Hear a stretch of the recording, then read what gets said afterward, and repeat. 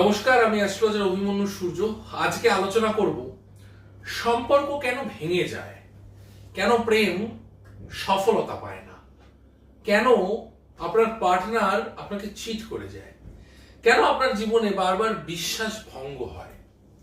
এটা আপনার চার্টের কিছু কানেকশন থাকলে হবেই, এটা কেউ খণ্ডাতে পারবে না। কি করে বুঝবেন? যারা ভিডিও দেখছেন আপনার রিলেশনশিপ টিকবে কি টিকবে না। দেখুন, প্রথমত জানতে হবে আপনার জন্ম চার্টে শুক্র গ্রহটা কেমন আছে। শুক্র হচ্ছে প্রেমের কারক গ্রহ।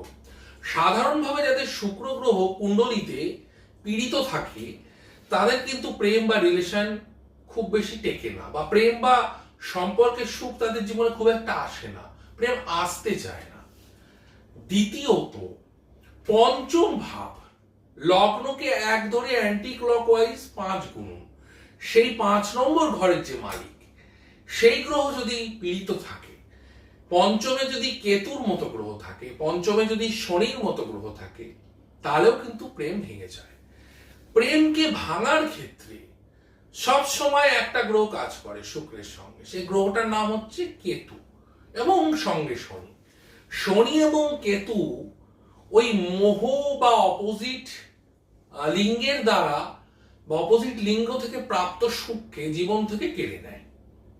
এবারে আসছি পার্টনার দ্বারা কারা কারা প্রতারিত হবেন, এটা জেনে রাখুন।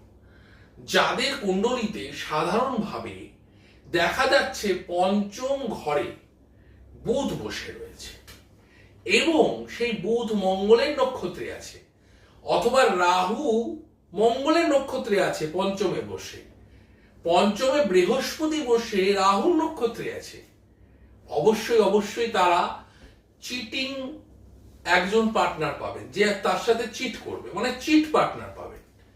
তাহলে প্রেম এই কানেকশনে হতে পারে, এই কানেকশনে ভাঙতে পারে।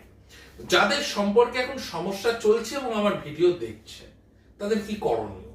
দেখুন, করণীয় তো অনেক কিছুই, তবে যারা সত্যি চান যে সম্পর্কের ঝামেলাটাকে ওভারকাম করে সম্পর্কটাকে সাকসেসের জায়গায় নিয়ে যেতে, আমি বলবো রিলেশনশিপ রিলেটেড রেমেডিস হয়, ডেফিনেটলি সেগুলো করিয়ে নেবেন। ডেফিনেটলি